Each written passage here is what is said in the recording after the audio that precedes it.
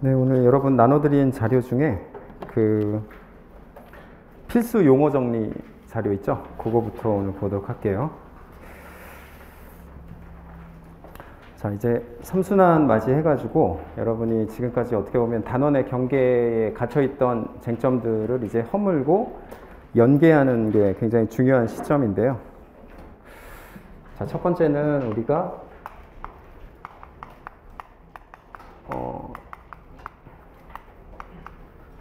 행정작용이라는 게 이제 행정청의 지위에 따라서 이루어지는 것들로 이제 세 가지로 나눠볼 수 있잖아요. 그래서 우월적 지위에서 이루어지는 것, 또는 판례는 이제 고권적 지위라는 표현도 쓰잖아요. 그래서 이게 바로 처분이 되고 이게 이제 항고소송의 대상이 되죠. 근데 우리가 하는 행정청의 작용줄 속에서는 고권적 우월적 지위에서만 이루어지는 게 아니라 대등한 지위에서 이루어지는 것도 있어요. 자, 이렇게 해서 이루어지는 것은 법률 관계에 해당이 되는 거죠. 여러분이 사인 간의 거래 관계라는 것은 대등한 지위에서 이루어지잖아요. 그래서 이거는 공법상에 이루어지는 법률 관계가 되는 거예요. 그렇기 때문에 이것은 당사자 소송으로 접근을 하는 거죠. 그럼 이런 법률 관계가 형성되는 원인으로 들어가 보면 첫 번째는 처분에 의해서 법률 관계가 만들어질 수가 있죠. 그렇죠? 그 다음에 공법 자체에 의해서 법률 관계가 형성될 수가 있고요. 그 다음에 계약에 의해서도 이게 이제 당사자 소송의 전부잖아요. 그래서 여러분이 대등한 지위인가 고권적 우월적 지위인가 요거를 구분하는 능력이 이제 필요해요. 그 다음에 이제 세 번째는 사경제 주체에서 이루어지는 작용도 있어요. 왜냐하면 국가도 먹고 살아야 되기 때문에 그런 거죠. 그래서 사경제 주체에서 이루어지는 것은 결국에는 사법상의 법률 관계잖아요. 그렇기 때문에 이거는 사법상의 당사자 소송이죠. 그거를 결국에는 민사관계라고 표현하는 거예요. 자, 우리가 배웠던 지금까지의 모든 개념을 행정청이 이러한 지위에서 이루어지는가 하고 세 가지에서 우리가 구분해서 이제 살펴보는 것도 중요한 작업이라는 거죠. 그래서 거기에 제가 적용 사례에 들었던 첫 번째 사례를 한번 보면은요. 자, 산업단지 입주계약 변경 취소는 행정청인 관리권자로부터 관리 업무를 위탁받은 피고공단이 우월적 지위에서 원고들에게 법률상 효과를 발생하게 했다라는 거예요. 그러면 거기는 계약이라고 나왔잖아요. 계약에 대한 해지라는 것도 우리 판례는 무조건 이게 법률 관계라고 보는 게 아니라 이게 우월적 지위에서 이루어졌다 그러면 이거는 계약의 내용이 아니라 법률의 집행이 되는 거죠. 그렇죠? 근데 만약에 이 해지라는 의사표시가 대등한 지위에서 내려졌다. 그렇게 되면은 이거는 계약의 이행이 되는 거예요. 그러니까 아까 우리가 지위에 따라서 나뉘어봤을 때는 이거에 대한 분쟁은 항고소송으로 가야겠죠. 그렇죠? 근데 이거에 대한 분쟁은 당사자 소송으로 가야 된다. 그럼 우리 판례는 어떻게 보냐면 결국에는 해지라는 행정청의 의사표시에 대해서도 그 행정청이 우월적 지위에서 행사했는가 아니면 대등한 지위에서 행사했는가 이 과정 속에서 뭐가 필요한 거예요? 결국 의사표시의 해석이 필요한 거죠. 그래서 우리 판례가 어떤 표현들을 쓰고 있냐면 당사자의 의사표시가 불분명한 경우에는 어떻게 예견했는가, 그 다음에 그것에 대해서 어떻게 받아들이는가라는 것에 대해서도 규범적인 접근도 필요하다라는 표현까지 쓰죠.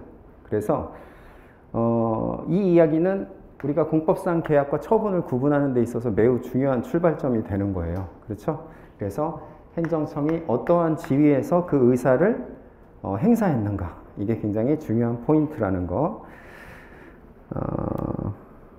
그 다음에 이제 두 번째에 보면 공중보건의사 채용계약 해지의 의사표시인데 같은 해지잖아요.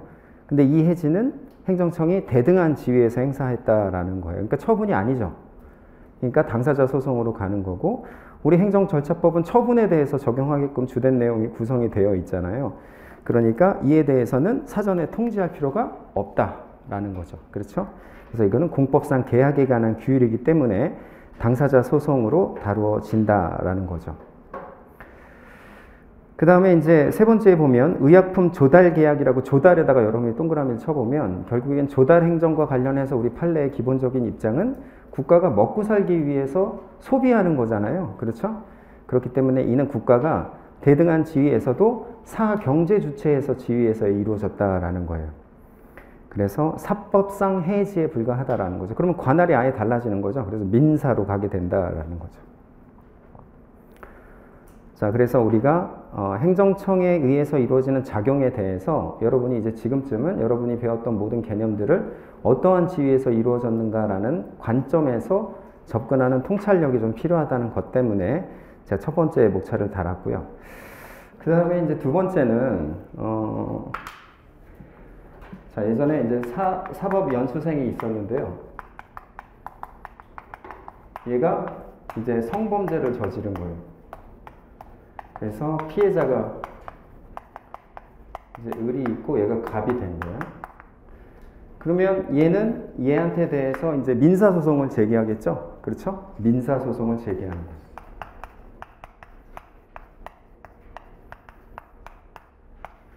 그럼 민사소송을 제기하면 이제 민사법원에 있는 판사의 가장 큰 고민은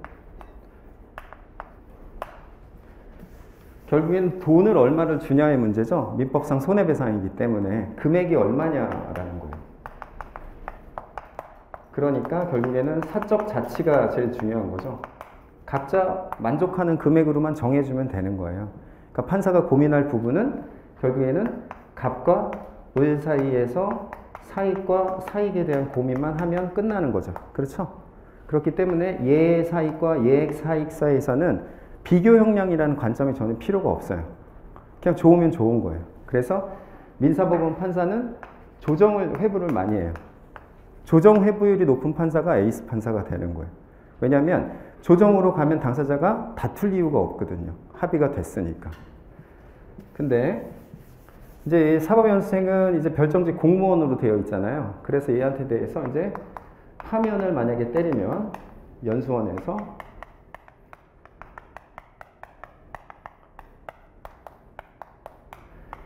이때는 좀 달라지죠. 이때는 원고가 갑이 되겠죠. 그 다음에 피고가 병이 되는 상태에서 행정법원 판사가 여기에 있단 말이에요. 이렇게 될 때에는 얘는 사익의 주체가 아닌 거예요. 그때는 어떻게 돼요? 얘는 공권의 주체가 되죠. 헌법적 표현으로 하면 기본권의 주체가 돼버리는 것이고, 행정법적 표현을 하면 공권의 주체가 돼요. 이때는 무게감이 다르죠. 아까는 그냥 단순한 사익이었는데 여기서는 공권의 주체가 되는 거예요. 그 다음에 아까는 그냥 피해자의 사익이었는데 이때는 어떻게 돼요? 얘는 1차적 판단권자가 돼버려요.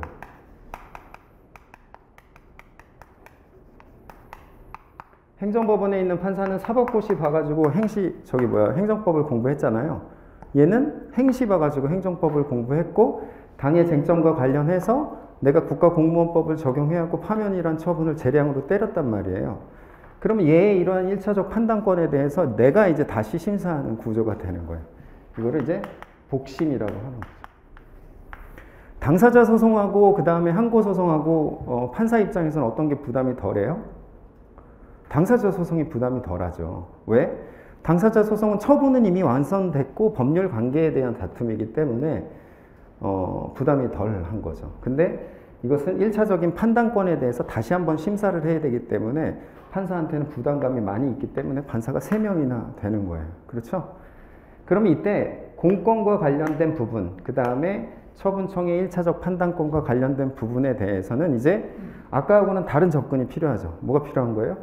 비교 형량이라는 과정이 별도로 필요하게 되는 거예요. 우리는 이걸 비교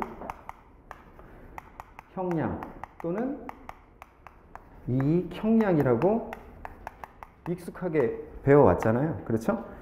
이 비교 형량이란 건 결국에는 판사가 하는 고민의 결론이에요. 그렇죠? 이 고민의 결론에 우리가 근접할수록 행정법이 좀 더 와닿게 되는 거죠. 그러니까 어떻게 공부를 해야 되냐면 어차피 판사가 하는 비교 형량에 대한 고민처럼 여러분도 실무에 나가면 1차적 판단권자라서 당의 쟁점에 대해서 고민을 해야 되잖아요. 그러한 고민의 쟁점이 무엇인가로 자꾸 통찰하는 연습이 지금쯤은 굉장히 필요해요. 그래야지만 여러분이 답안에서 여러분의 표현으로 생각컨대 이유를 작성할 수가 있는 거예요. 알겠죠? 오늘은 그거를 한번 살펴보면서 단원의 경계를 좀 허무는 시간을 갖도록 할 거예요. 그리고 나서 여러분께 나눠드린 그 마인드맵 1, 2 자료 있잖아요. 이거는 여러분이 영상을 보면서 한번 단원의 경계를 허무는 거를 해보면 될 것 같고, 제가 중복하는 거는 의미가 없을 것 같아요. 그래서 오늘 이 자료를 통해서 여러분이랑 같이 지금 약간 흩어져 있는 개념이잖아요. 그 개념을 한번 모아보는 시간을 갖도록 하고, 이제부터는 판사가 이런 고민을 해나가는구나 라는 것에 대해서 쟁점들을 좀 정리해 보는 걸로 여러분이 만들어 가는 거예요. 그 다음에 이제 제가 중요하게 생각하는 부분 한 가지만 말씀드리면, 이제 쟁점이 있잖아요. 쟁점이 이제 문제의 소재가 되는데, 이 문제의 소재는 결국에는 두 가지예요. 법에 있으면 법에 대한 해석이죠. 해석을 어떻게 할 것이냐의 문제인 거고, 그 다음에 법이 없으면 어떻게 하는 거예요?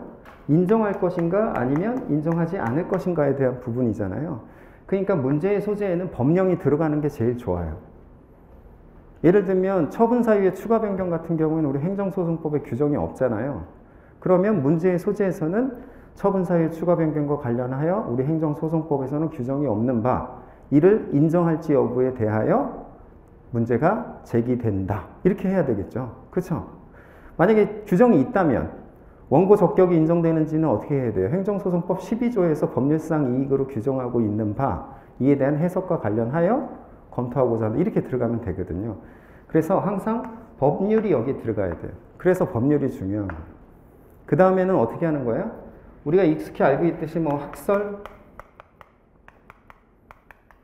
판례, 검토 뭐 이렇게 하잖아요. 이 학설이라는 것은 열거 중심으로 가야 돼요, 이제는. 왜냐하면 학설을 많이 써주다 보면 결국에는 무익적 기재사항으로 빠지게 되고 정작 중요한 이 판례에 대한 핵심 요건 사실들을 놓치게 된단 말이에요. 그러니까 여기는 적시가 돼야 되고요. 여기는 열거해주면 돼요. 그래서 만약에 기억이 안 나면 1설, 2설, 3설로 가도 되고, 뭐 3개면 적극, 소극, 절충 이렇게 가도 된단 말이에요.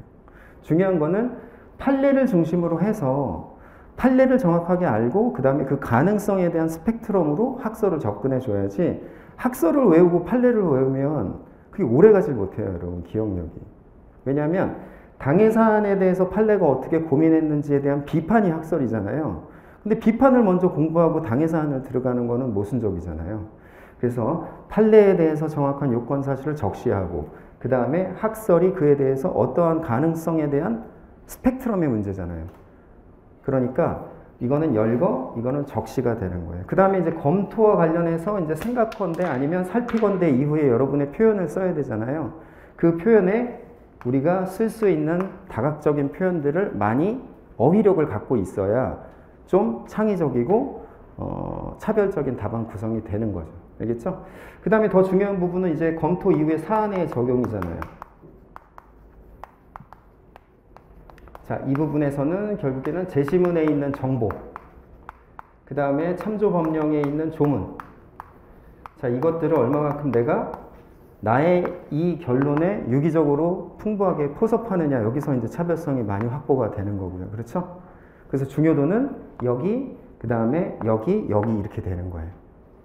그 다음에 여기서 어떠한 한 설을 택해서 여러분이 뭐 검토를 하고 사안에 적용을 하는 건 여러분의 자유지만, 제가 생각하기에는 판례의 결론으로 가는 게 가장 안정적으로 보여요. 그래서 웬만해서 제가 대부분 다 판례의 결론에 따라서 사안의 적용을 도출하는 과정을 보여드릴 테니까 여러분의 선택이지만 저는 그게 좀 더 가능성이 있다라고 보이는 게, 왜냐하면 채점을 하는 교수님은 여기에 있는 원 오브 댐이잖아요. 그렇죠? 판례는 누구나 다 알고 있는 공지의 사실인 것이고, 그러면 누구나가 알고 있는 공지의 사실로 결론을 도출하는 것이 가장 안정적이죠. 근데 얼마만큼 논리적으로 구성하느냐, 그걸 하기 위해서는 당해 사안에서 판사가 어떠한 고민을 했느냐, 이런 부분들에 대해서 이제 쟁점별로 점검을 하는 시간이 필요하다라는 거예요. 거기서 보면 결국에는 우리가 여기서 봤던 갑에게의 사익, 그렇죠? 갑의 공권, 그 다음에 여기에 있는 병의 1차적 판단권에 대한 존중. 자, 이 부분에 대해서 판사가 고민하는 표현적 용어들은 다음과 같이 구분할 수가 있어요. 그래서 큰 틀에서는 자, 사익과 관련해서는 이제 행정에 대해서 사법 통제를 하겠다는 요청이죠. 그렇죠? 그 다음에 네가 하는 작용은 법에 의해서만 지배돼서 이루어져야 되는 거야 라는 법치 행정에 대한 요청일 거예요. 그게 사익을 존중하는 거가 되겠죠. 그 다음에 이제 공익은 이런 거죠. 처분청은 어차피 1차적 판단권자로서 처음에 처분을 때렸기 때문에 그것에 의해서 요구되는 여러 가지 안정성, 효율성 이것들에 대해서 사법부가 침해할 수는 없는 거란 말이죠. 그러니까 여러분이 행정법 배우기 이전에 권력 분립의 원칙이라고 그냥 통념적으로 느껴왔던 부분들에 대한 가치 표현들이죠. 자, 그래서 왼쪽에 있는 표현 한번 보죠. 당사자의 법적 안정성. 그렇죠? 이것도 사익적인 요건이죠. 그 다음에 국민의 기득권. 그 다음에 법률 생활의 안정. 행정의 민주성. 행정의 적법성 확보, 권익보호. 국민의 재판 청구권에 대한 실효적 보장. 그 다음에 국민들이 갖고 있는 개개의 사정들 있죠. 자, 이러한 것을 통념적으로는 구체적 타당성이라고 표현을 하죠. 개별적인 요건들로는 수인 가능성, 기대 가능성, 예측 가능성이 당의 국민에게 있었는가. 그렇죠? 그 다음에 기득권에 대한 신뢰 보호라는 표현도 많이 쓰고요. 그 다음에 이제 절차적 권리에 대해서는 판례가 굉장히 중시하죠. 그거는 사전적 권리구제 수단으로서의 중요성 때문에 그래요. 왜냐하면 사전적 권리구제 수단으로서의 절차를 올바르게 거치면 자기 일이 줄잖아요. 판사 입장에서는. 그러니까 이건 절대적 가치인 거죠. 그 다음에 인격권이라는 것도 당사자에게 중요한 기본권이기 때문에 사익적 요소로서 판례가 많이 쓰이는 표현이죠. 그래서 병역 의무자, 병역 미필자, 병역 기피자에 대해서 신상정보 공개한 판례 있잖아요. 거기서도 가장 핵심적인 요건이 뭐가 들어가야 돼? 그 판례를 여러분이 인용할 때 인격권이라는 말이 반드시 들어가야 그 판례를 올바르게 이해하고 있는 거예요. 자, 그 다음에 재산권, 수용과 관련해서 그런 표현들이 많이 나오죠. 자, 그 다음에 이제 공익과 관련해서는 행정경제라는 표현도 굉장히 많이 쓰죠, 판례가. 행정경제, 또 소송경제, 남소 방지, 이것도 마찬가지고요. 그 다음에 이제 중대한 공익상의 필요가 있다는 거는 이미 비교 형량이라는 저울질의 결과 공익 속에 손을 들어준 거죠. 그렇죠? 그 다음에 제3자의 이고의 필요성. 자, 너만 중요한 게 아니라 제3자의 공익도 지금 중요해 보여. 이렇게 해서 하는 경우들도 있죠. 그 다음에 사정 변경의 적응 필요성. 자, 사익대로 해서 해주면 좋겠는데 급격한 사정 변경이 생겼기 때문에 행정의 효율성 측면에서 네 이익만 내가 들어주긴 좀 곤란해. 그 얘기예요. 자, 공익 판단의 영역. 자, 너의 사익도 중요한데 다른 공익들도 좀 들어봐야 되는 영역이야. 이런 표현이죠. 그 다음에 공익 판단의 여지, 필요성, 행정의 안정성, 목적 달성, 효율성, 가변성, 실효성, 공공필요, 그 다음에 행정의 무용한 반복 회피, 행정의 구속력, 규준력, 불가쟁력도 이 카테고리 안에 들어간다라는 거죠. 그러니까 불가쟁력이라는 것을 판사가 볼 때는 어떻게 보는 거예요? 내가 얘의 소송 요건을 날려갖고 내가 재판을 안 하는 것도 중요하지만 이를 통해서 행정의 안정성과 효율성도 확보될 수 있는 가치라는 거잖아요. 자, 이런 것들인데 이제 우리가 갖고 있던 배워왔던 이제 쟁점들에 대해서 이러한 가치 속에서 어떻게 판례가 표현을 하는지 이제 하나씩 들여다보도록 할게요. 자, 건축신고의 처분성과 관련된 문제예요. 사인의 신고 부분이잖아요. 원래 건축신고라는 것은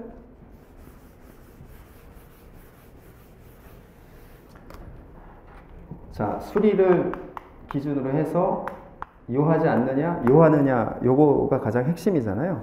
수리를 요한다는 것은 뭔가 들여다볼 필요가 있기 때문에 그렇게 되는 거죠. 이때는 수리를 요한다라는 것은 결국에는 내가 완화된 허가를 하겠다라는 취지죠. 원래 기본적으로는 수리를 요하지 않고 적법한 신고서가 도달되면 법적 효과가 바로 형성하게끔 하는 게 신고제의 본래의 취지예요. 근데 그렇게 하다 보니까 이게 그것만으로는 안 되는 영역이 생기는 거죠. 그래서 이제 완화된 허가의 측면에서 수리가 필요한 부분이 생겼다라는 거죠. 그렇죠? 그러니까 이게 원칙인 거죠. 수리를 요하지 아니하는 신고. 근데 이제 건축 신고라는 것은 기본적으로 수리를 요하지 아니하는 신고다라는 거였어요. 그렇죠? 여러분이 배웠던 것 속에서. 자, 수리를 요하지 않는다라는 것의 가장 핵심은 뭐예요? 언제 효과가 발생하느냐의 게임이죠. 그러면 효과는 내가 적법한 신고서가 도달되었을 때 효과가 발생하는 것이고, 수리라는 것은 효과가 발생한 이후에 확인해 주는 것에 불과하기 때문에 사실행위로서 처분성이 없게 되는 거예요. 그러면 건축신고 반려는 처분이 아닌 거죠. 그렇죠? 건축신고는 내가 신고서가 적법하게 도달되었을 때 이미 효력이 발생했기 때문에 그 반려는 사실행위로서 처분성이 없게 되는 게 수리를 요하지 아니하는 신고에 따른 법리의 결과예요. 자, 그런데 그렇게 해서 얘가 수리를 요하지 않으냐는 신고를 해서 건축신고가 완성이 된 거예요. 그렇죠? 그런데 행정청이 너 어떻게 나한테 내가 거부의 의사를 표명했음에도 불구하고 건축을 그대로 진행해 라고 해갖고 이행강제금 때리고, 그 다음에 거기서 뭐 할 중국집에 대해서 허가 안 때릴 것 같고, 그 다음에 행정제재 때리고 막 이렇게 한단 말이에요. 그러면 원래 수리를 통해서 달성하고자 했던 것은 행정의 신속한 진행이었잖아요.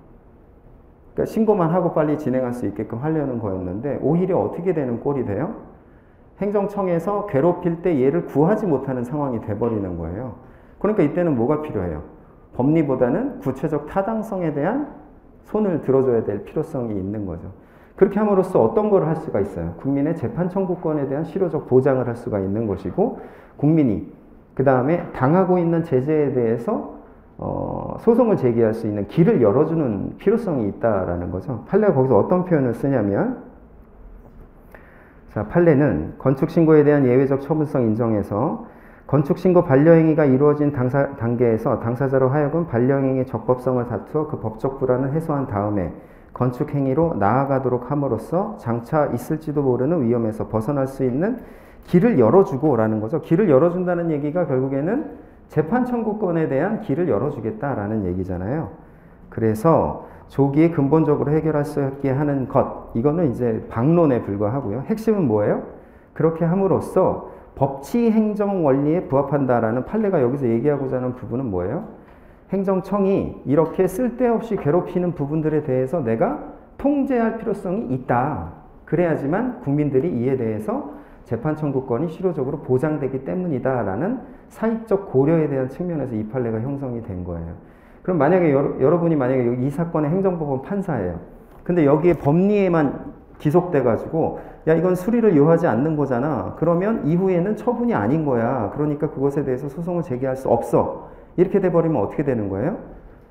구체적 타당성에 대한 판례가 아닌 거예요. 그렇죠? 그러니까 판사는 고민을 어떻게 하는 거예요? 아, 법리는 그렇더라도 국민에 대한 구체적 타당성에 대한 재고 측면에서 내가 길을 열어줘야겠구나라는 고민을 하게 된 거란 말이에요. 그렇죠? 그러니까 왼쪽 카테고리에 있는 고민 속에서 판사가 결론을 내린 거예요. 그때 쓴 표현이 뭐예요?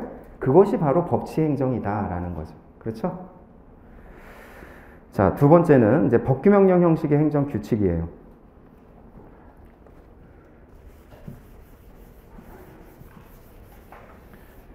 자, 원래는 법규명령이라는 것은 법규성이 있는 거죠. 행정입법인데 법규성이 있는 거예요. 근데 행정규칙은 여러분끼리 하는 규율이잖아요. 내부적, 일면적 구속력만 있는 거기 때문에 이거는 가훈이란 말이에요. 가훈. 이거는 법이에요. 그렇죠? 근데 왜 나왔어요? 법규명령이라는 게. 원래 헌법 40조에서는 국회 입법의 원칙을 천명하고 있죠. 국회의원이 다 할 수가 없잖아요. 그러니까 보다 전문적이고 기술적인 여러분의 역량으로 입법을 하도록 국민이 여러분한테 준 거죠. 75조, 95조에서. 그렇잖아요. 그래서 위임을 받았단 말이에요, 얘가.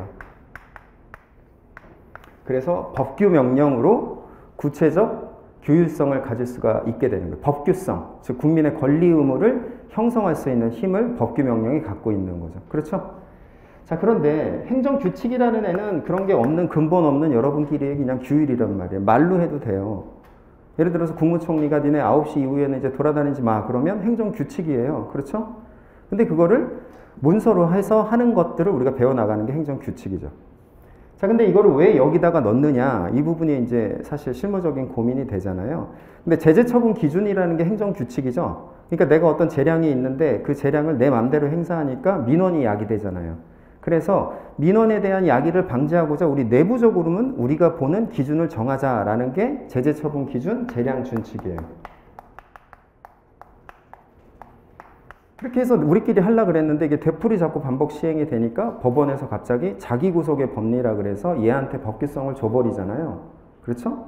그러니까 그럴 바에는 아예 확실하게 국민들도 알 수 있게끔 법규명령에 넣어버리자 이렇게 하는 거예요. 실무적으로. 그러면 어떤 효과가 발생해요? 원래는 행정청 내부에서 자기들끼리 재량행사의 기준으로 정했던 내용을 판사가 그에 따라야 되는 상황이 발생하는 거죠. 그러니까 판사가 어떤 판단을 해야 돼요? 구체적 타당성을 제껴놓고 행정청 내부에서 정한 기준대로 내가 판단을 기속화되는 효과가 발생하죠. 그렇죠?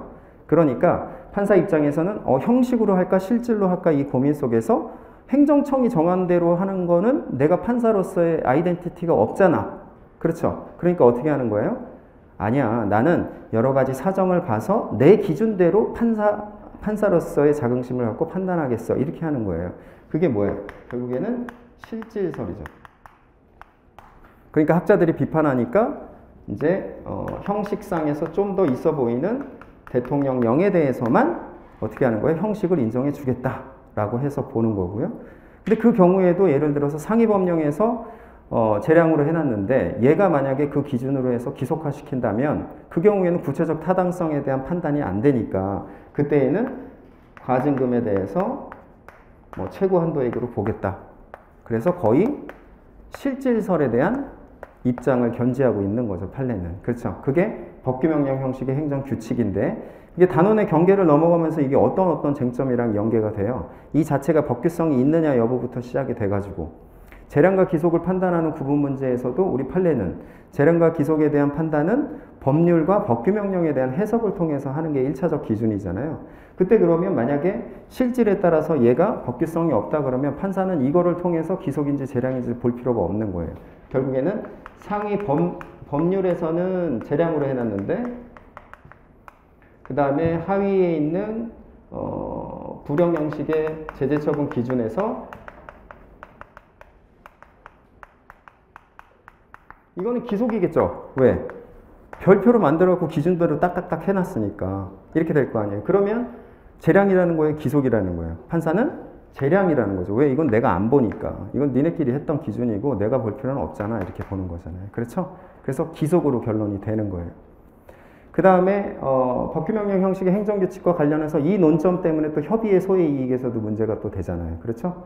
그래서 이게 만약에 가중적 제재 사유로서 규정이 되어 있다면 협의의 소의 이익에서 그때에는 원칙상 만약에 법규성이 있다 그러면 협의의 소의 이익이 인정될 텐데 그렇죠? 그런데 얘가 법규성이 없다 그러면 안 봐도 되는 거 아닌가 이런 고민을 예전에 했다가 지금은 어떻게 바뀐 거예요? 만약에 이게 법규성이 없다 그래도 행정청은 이거에 따르죠. 행정규칙이니까.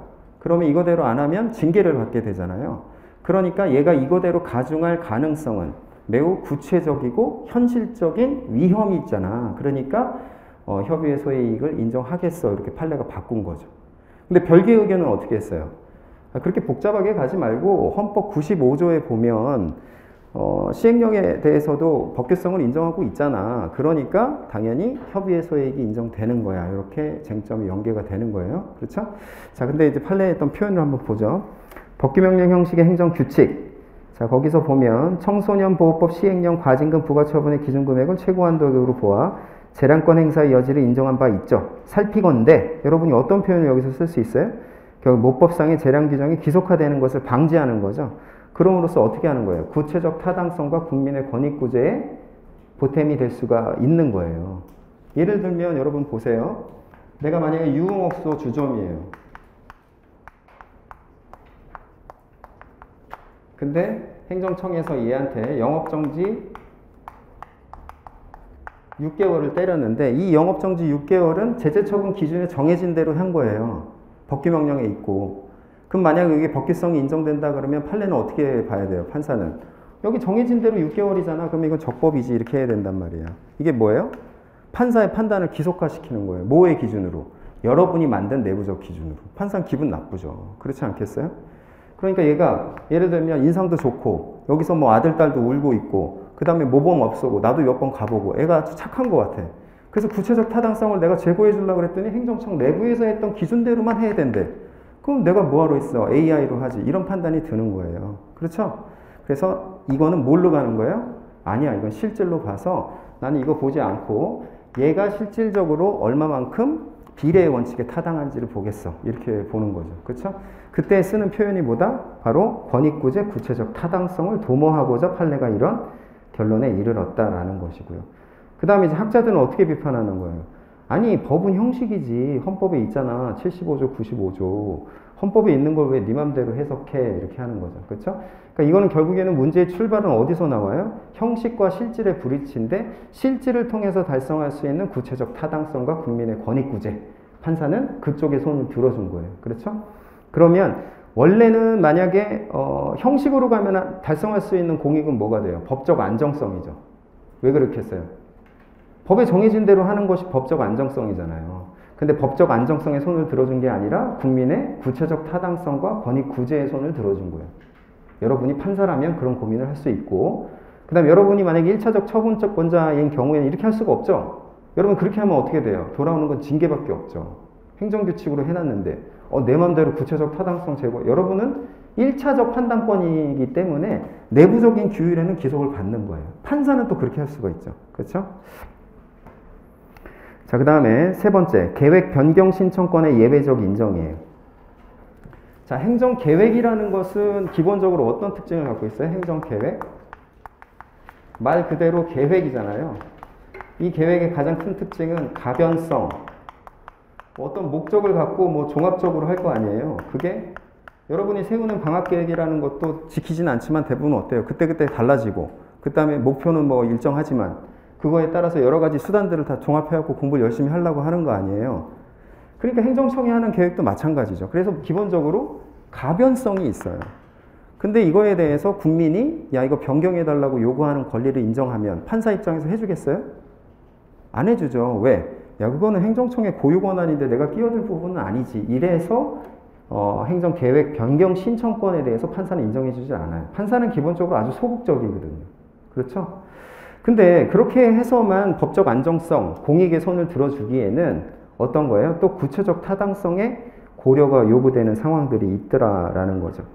그래서 거기 보면 실질적으로 해당 처분 자체를 거부하는 결과가 되는 경우에는 판례는 구체적 타당성을 고려하여 조리상 신청권을 인정한다라는 거예요. 그러니까 법규상으로는 신청권이 없죠. 왜? 행정계획에 대해서 법으로 변경할 수 있게끔 어느 법에도 되어 있지 않으니까. 근데 얘가 예를 들어서 이런 경우죠. 자, 얘가 폐기물 사업을 하려고 그런단 말이에요. 근데 이제 얘가 적정 통보를 해준 거예요. 적정 통보를 해주면 이제 30%는 먹고 들어가는 거예요. 그런 다음에 내가 적정 통보서를 받은 거 갖고 산업은행을 찾아가요. 그래서 대출을 받아요. 이 폐기물 사업이라는 게 돈이 많이 들잖아요. 그 적정 통보 받으면 대부분 된단 말이에요. 그러니까 적정 통보 받은 것만으로 산업은행하고 기업은행에서 대출을 때려준단 말이에요. 그러니까 대출이 계속 늘어나는 거죠. 그렇죠? 그런데 얘가 이 땅이 보니까 지금 농림지역으로 묶여 있어요. 그래서 건물을 지을 수 있는 도시지역으로 바꿔야 되는 거예요. 그래서 도시지역으로 변경 신청을 한 거죠. 그랬더니 행정청이 그건 안 된다라는 거예요. 그러면 거부 처분이죠? 그렇죠? 거부. 근데 거부가 처분이 되기 위해서는 뭐가 있어야 돼요? 법규상 조리상 신청권이 있어야 되더라는 거죠. 그래서 보니까 야, 계획 변경 신청권은 없잖아. 그래서 날려버리면 돼요. 근데 어때요? 얘가 지금 대출 쌓여갖고 있어갖고 거기에 보니까 그 법정석에, 방청석에 보니까 온 가족이 와가지고 지금 여기서 지금 막 월세 막 이렇게 살고 이런 구체적 타당성 뭐 이런 것들이 지금 눈에 밟힌단 말이에요. 판사 입장에서는. 그러면 법리대로만 가긴 좀 곤란한 거죠.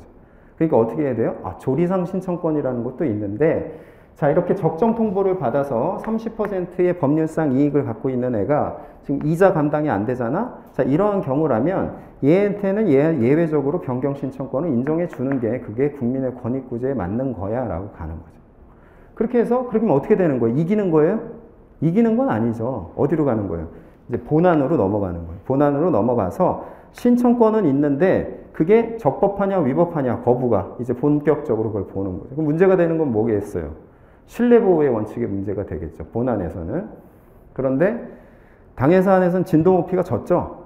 왜 졌냐면 야, 내가 너한테 공적 견해 표명은 적정 통보해 준 거지 형질 변경해 준다고 한 적은 없잖아. 이렇게 한 거예요. 그렇죠? 그래서 결국엔 돈만 더 들어간 거죠. 그렇죠? 본안에서 차라리 본안 전에 각하당했으면 그냥 변호사한테 돈 돌려받을 수가 있는데 오래 가가지고 이자도 더 나가고 구체적 타당성이 실패한 사례. 그렇죠? 판사 입장에서 고민을 해줬지만 그러나 법리적으로는 그렇게 구체적 타당성을 고려해준다라는 거. 그러니까 조리상 신청권이라는 것도 여러분이 어떻게 고민하는 거예요? 공익과 사익 사이에서 판사가 사익적인 고민, 구체적 타당성에 대한 고민 속에서 내린 거구나 라고 여러분이 통찰할 수 있어야 돼요. 자, 기속재량행위는 어때요? 원칙적으로 기속이죠. 요건이 충족되면 해줘야 돼요. 여러분이 운전면허 시험을 합격했으면 운전면허를 줘야죠. 그렇죠? 만약에 뚱뚱하다고 운전면허 안 주면 안 되잖아요. 그런 건 뭐예요? 결국엔 법에 정해진 요건이 충족되면 반드시 자유를 회복시켜주는 게 허가. 그렇죠? 자유권의 회복, 기속인 거예요. 근데 그런 식으로만 해주면 중대한 공익상의 피해가 발생할 경우들이 있죠. 그래서 그 경우라면 어떻게 한다? 재량이 있다. 거부할 여지가 있다라는 게 기속 재량인 거죠. 예를 들면 건축이라는 게 기속이잖아요. 그렇죠? 해줘야 된단 말이에요. 근데 만약에 이런 땅에다가 내가 이런 건축물을 짓겠다고 해서 신청을 해서 요건에 부합한다고 다 허가를 때려주면 여기 밑에 있는 사람들이 죽을 수가 있잖아요. 그러한 중대한 고민, 중대한 공익을 내칠 수는 없잖아요. 판사 입장에서. 그러니까 기속 재량이라는 걸 판사가 인정하고 있는 거예요. 그럼 그거에 대한 결론은 어떻게 내리면 되겠어요? 중대한 공익상의 필요가 있는 거죠. 그러니까 공익보호의 필요성 차원에서 판례 입장이 타당하게 되는 거예요. 자, 그 다음에 재량의 불행사 보죠. 재량의 불행사는 이제 유승준 판례에서 나온 거잖아요. 그렇죠? 그러니까 LA 총영사가 있는데 LA 총영사가 법무부 장관이 이제 얘한테 대해서 출입국 금지를 하니까 무조건 출입국이 금지되니까 얘한테 심사할 필요도 없잖아 이렇게 고민을 안 한 거예요. 그래서 신청서를 캐비넷에 넣어버린 거죠. 그렇게 해서 재량을 불행사했단 말이에요.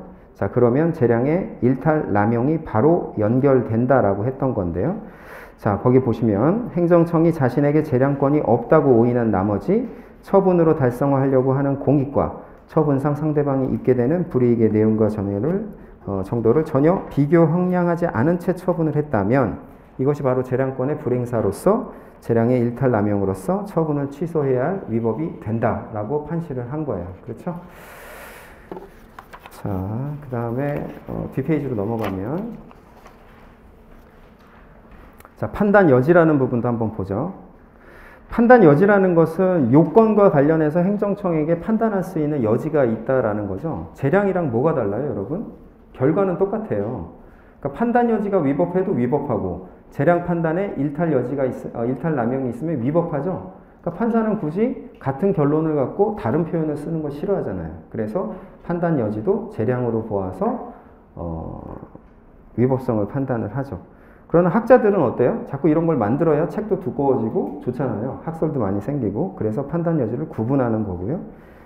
그 다음에 우리 판례는 어떻게 표현하냐면 개발행위 허가와 관련해서는 거기에 경관, 자연보호 이러한 표현들이 있는데 이건 가치 판단의 영역이잖아요. 자, 그래서 여러분이 판단 여지가 있으면 한 2점짜리 가점의 포인트가 되는 거예요. 예를 들면 불확정 개념이 나와요. 그 다음에 핵심은 당해 사안에서 이게 구속적 가치 판단의 영역인가? 아니면 대부분은 다 정책적 판단이죠. 정책적 판단의 영역인가? 이 두 개만 충족이 된다면 행정청한테 뭐가 인정되는 거야? 판단 여지가 인정되는 거예요. 그러면 여러분은 어렵게 판단 여지 구별설에 따라서 결론으로 가지 말고 이하 판단 여지에 대해서 재량과 구분하지 않는 판례의 논리에 따라 검토하고자 한다라고 지나가기만 하면 돼요. 그러면 어떻게 돼? 내가 판단 여지라는 거를 요 핵심 요건 속에서 한번 끄집어냈다라는 걸로 점수만 얻어가고 가면 되죠. 만약에 판단 여지로 가버리면 여러분이 어떻게 해야 돼요? 판단 여지의 위법과 관련해서는 또 다른 또 논리가 있잖아요. 똑같아요. 근데 일탈 남용이랑. 근데 그걸로 해서 하기에는 여러분이 재량 일탈 남용으로 이끌었을 수 있는 여러 가지 포섭 요건들이 좀 애매해지잖아요.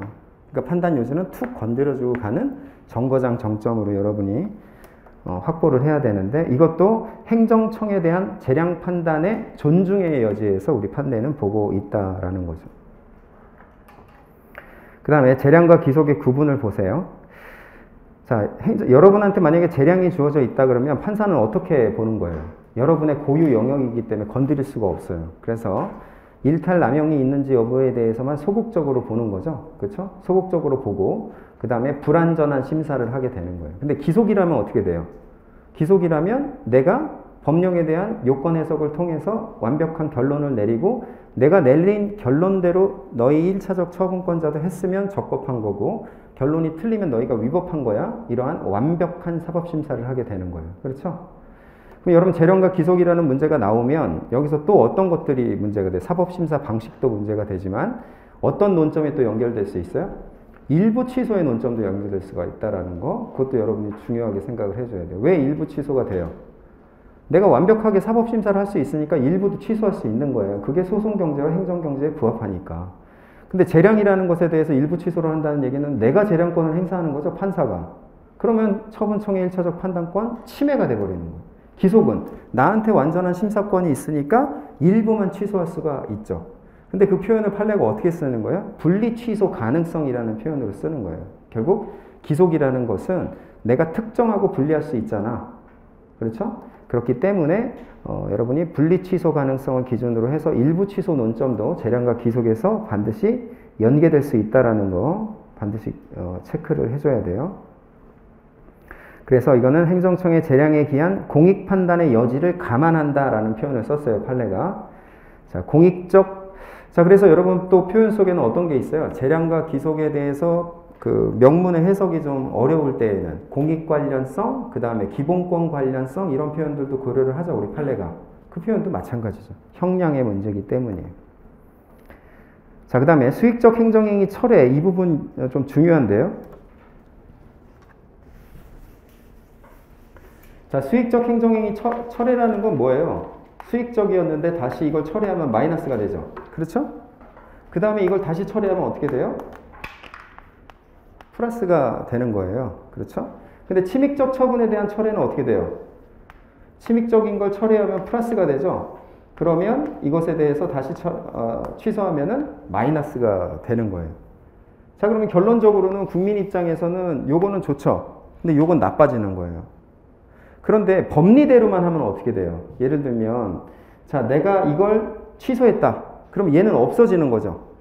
그쵸? 없어지는 거니까 이 이후에 다시 소생시키는 거는 논리적으로는 불가능한 얘기가 되는 거예요. 그렇죠? 그런데 이 경우에는 왜 그렇게 할 수 있다? 원래 국민한테 좋을 수 있다는 구체적 타당성에 대한 판단 때문에 요건 논리적으로 가능한 거고 요거는 그 논리 그대로 가면 되죠. 마이너스에서 플러스로 바꿔줬어요. 그럼 얘 마이너스는 어떻게 된 거예요? 없어진 거예요. 취소를 했기 때문에. 취소라는 건 소급해서 무효시키는 거잖아요. 이제 없단 말이에요. 그런데 이거를 다시 취소해가지고 소생시킨다? 이건 논리적으로 말이 안 되는 거예요. 이건 논리대로 간 거고 이거는 구체적 타당성으로 간 거예요. 알겠죠? 자, 그 부분도 여러분이 보는 거예요. 수익적 행정행위 철회는 자, 이미 부여된 국민의 기득권을 침해하는 것으로서 그 기득권의 침해를 정당화할 만한 중대한 공익상의 필요 또는 제3자의 취소의 취소를 지금 얘기한 거고요. 요거는 이제 수익적 행정행위 철회니까 요 부분이죠. 요 부분. 수익적 행정행위를 철회하는 부분은 할 수가 있죠. 공익적 판단의 필요성이 있다 그러면 할 수가 있는 거예요.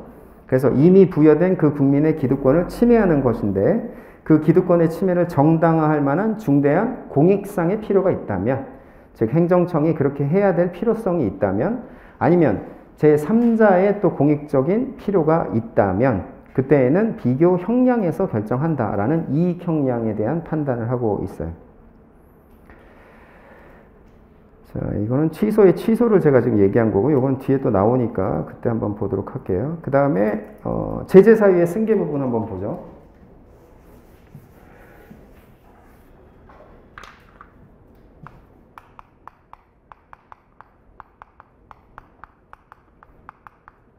자, 갑에서 을로 예를 들면 이제 물적 허가가 양도되는 거예요. 그러면 주의소를 얘가 얘한테 넘기는 거죠. 그렇죠? 근데 만약에 얘가 제재 처분을 받은 상태가 돼 버렸어요. 그러면 제재 처분을 받은 상태가 어떻게 되는 거예요? 물적 상태가 되죠. 그러니까 얘한테 넘어가는 거는 학설의 대립도 없어요. 그렇죠. 왜냐하면 허가라는 걸 지금 얘가 기름을 잘 넣는 능력 때문에 준 게 아니잖아요. 그 주유소 자체의 물적 시설 안정성 때문에 준 거잖아요. 그럼 그 물적 시설 안정성 상태에 문제가 있기 때문에 얘도 당연히 그거를 끌어안아야 되는 거예요. 물적 상태이기 때문에. 얘가 제재 처분을 받은 상태에서 승계되는 건 너무나도 당연한 거예요. 근데 지금 문제는 뭐냐면 지금 제재 처분을 받은 게 아니라 얘한테 제재 사유가 있는 거예요. 예를 들면 얘가 유사석유를 팔았어요. 예전에. 그런데도 과연 얘한테 영업 정지를 때릴 수 있겠느냐의 부분이 되는 거죠.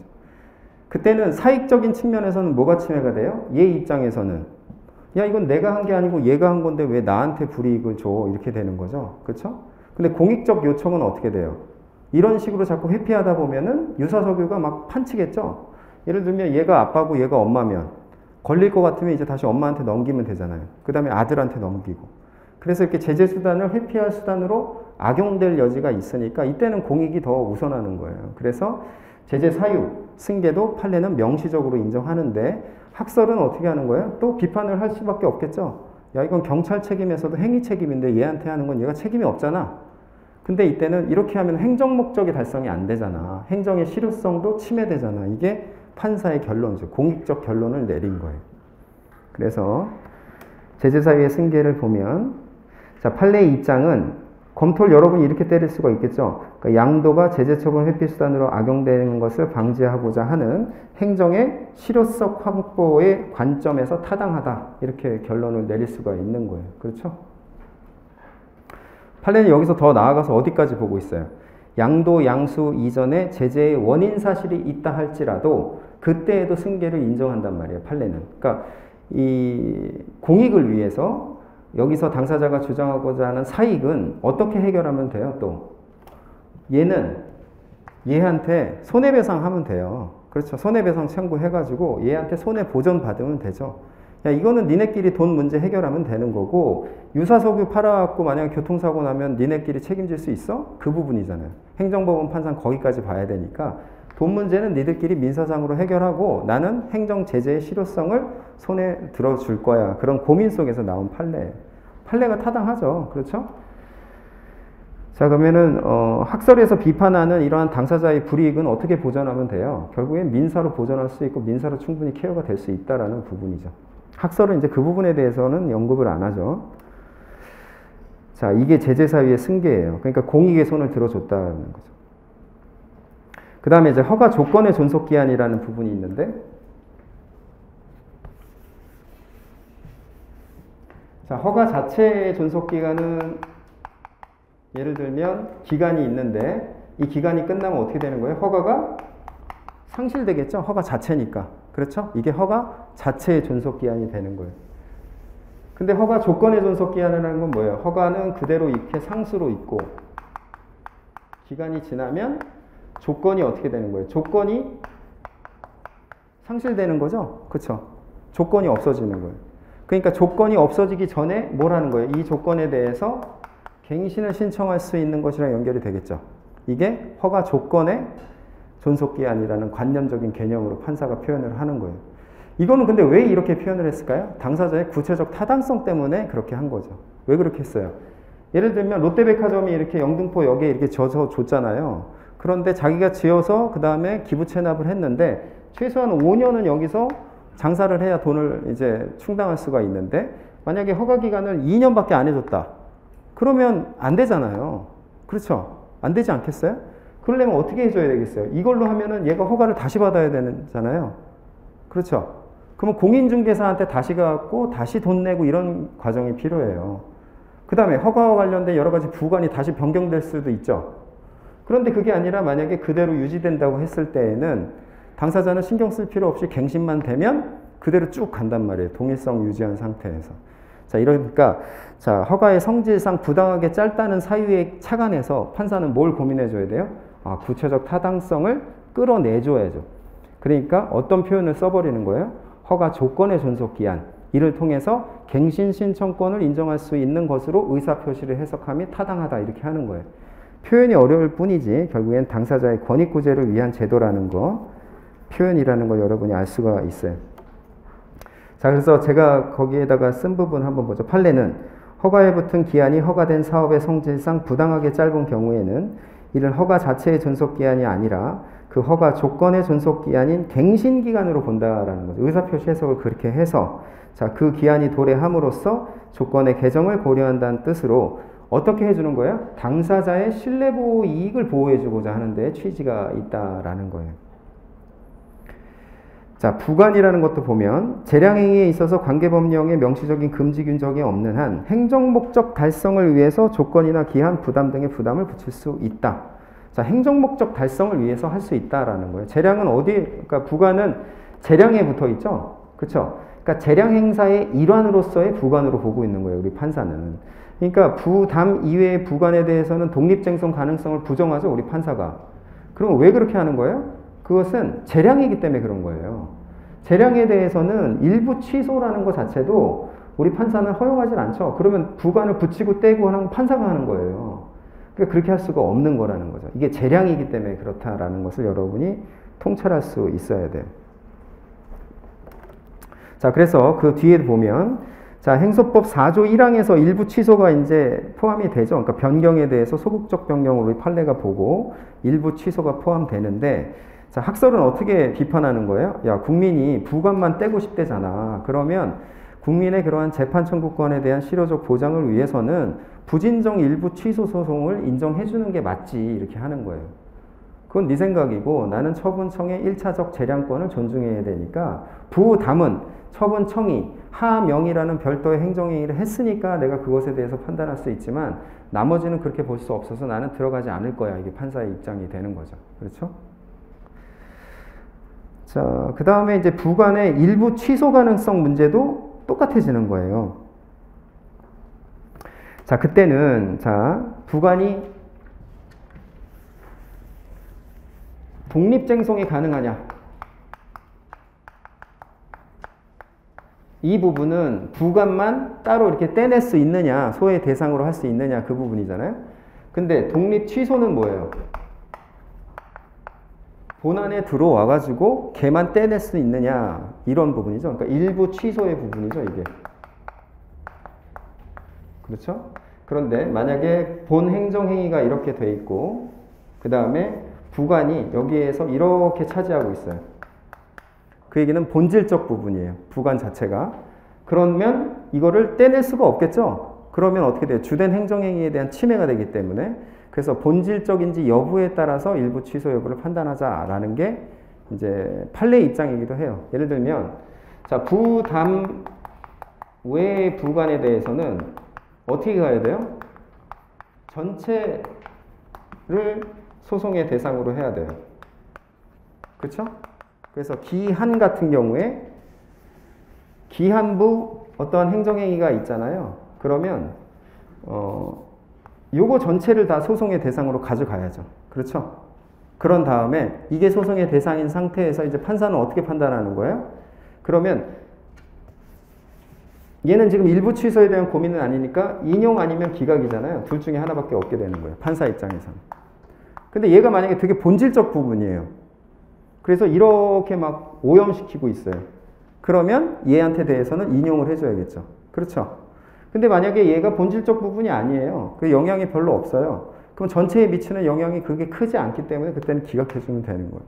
그래서 본질적 부분인지에 따라서, 즉 주된 행정행위에 대한 처분청의 재량권 존중 차원에서 본질적인지 여부에 따라서 판단한다. 이것도 역시 공익과 관련한 우리 판사의 고민에 의해서 결론이 나온 거죠. 자, 요거 하나만 더 보고 쉬도록 할게요. 자, 무효와 취소의 구별도 마찬가지죠. 행정이 법적 안정성과 행정 효율성에 대한 요청. 자, 이 고민 사이에서 중대하고 명백해야지만 무효로 가고 그렇지 않다면 취소로 보는 거죠. 그래서 충돌하는 가치는 행정의 법적 안정성, 그 다음에 행정의 효율성에 대한 요청, 그 다음에 행정의 법률 적합성, 그 다음에 국민의 권익구제의 요청. 자, 이게 충돌하는 가치 사이에서 우리 판례는 중대 명백설의 입장을 취하고 있다라는 걸 여러분이 볼 수 있어요. 그렇죠? 자, 10분 쉬었다가 하도록 하고 질문 있는 분은 앞에서 나와서 질문하시면 돼요.